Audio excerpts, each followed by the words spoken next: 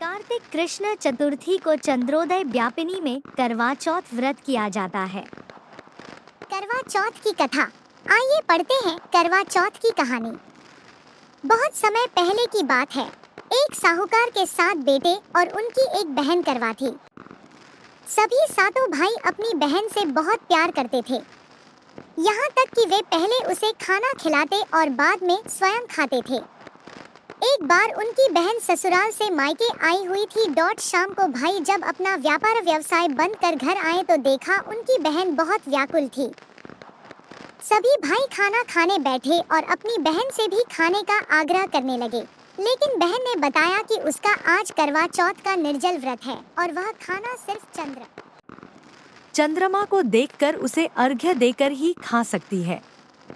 चूंकि चंद्रमा अभी तक नहीं निकला है, इसलिए वह भूख प्यास से व्याकुल हो उठी है। सबसे छोटे भाई को अपनी बहन की हालत देखी नहीं जाती और वह दूर पीपल के पेड़ पर एक दीपक जलाकर चलनी की ओट में रख देता है। दूर से देखने पर वह ऐसा प्रतीत होता है कि जैसे चतुर्थी का चांद उदित हो रहा हो। इसके बाद भाई अपनी बहन को बताता है कि चांद निकल आया है, तुम उसे अर्घ्य देने के बाद भोजन कर सकती हो। बहन खुशी के मारे सीढ़ियों पर चढ़कर चांद को देखती है। उसे अर्घ्य देकर बहन ने अपनी भाभियों को भी कहा, भाभी देखो चांद निकल आया है, अब आप लोग भी अर्घ्य देकर व्रत पूरा करके भोजन कर लो। भाभियों ने ननद करवा की बात सुनकर कहा, ननद ये चांद तुम्हारा आया है, हमारा नहीं। ऐसा कहने के बाद यह करवा अकेले ही भोजन करने के लिए बैठ जाती है और वह पहला टुकड़ा मुंह में डालती है तो उसे छींक आ जाती है। दूसरा टुकड़ा डालती है तो उसमें बाल निकल आता है और जैसे ही तीसरा टुकड़ा मुंह में डालने की कोशिश करती है तो उसके पति की मृत्यु का समाचार उसे मिलता है। वह बौखला जाती है। वह शीघ्र पति को देखने ससुराल आ जाए। इसके बाद उसकी भाभी उसे सच्चाई से अवगत कराती है कि उसके साथ ऐसा क्यों हुआ। करवा चौथ का व्रत गलत तरीके से टूटने के कारण देवता उससे नाराज हो गए हैं और उन्होंने ऐसा किया है। सच्चाई जानने के बाद करवा निश्चय करती है कि वह अपने पति का अंतिम संस्कार नहीं होने देगी और अपने सतीत्व से उन्हें पुनर्जीवन दिलाकर रहेगी। वह पूरे 1 साल तक अपने पति के शव के पास बैठी रहती है, उसकी देखभाल करती है। उसके ऊपर उगने वाली सुईनुमा घास को वह एकत्रित करती जाती है।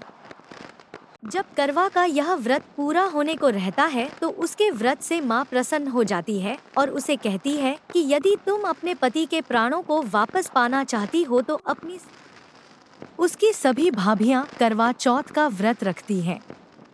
जब भाभियाँ उससे आशीर्वाद लेने आती हैं तो वह प्रत्येक भाभी से यम सुई ले लो, यह सुई दे दो, मुझे भी अपनी जैसी सुहागिन बना दो, ऐसा आग्रह करती है। लेकिन हर बार भाभी उसे अगली भाभी से आग्रह करने का कह चली जाती है। इस प्रकार जब 6ठे नंबर की भाभी आती है तो करवा उससे भी यही बात दोहराती है।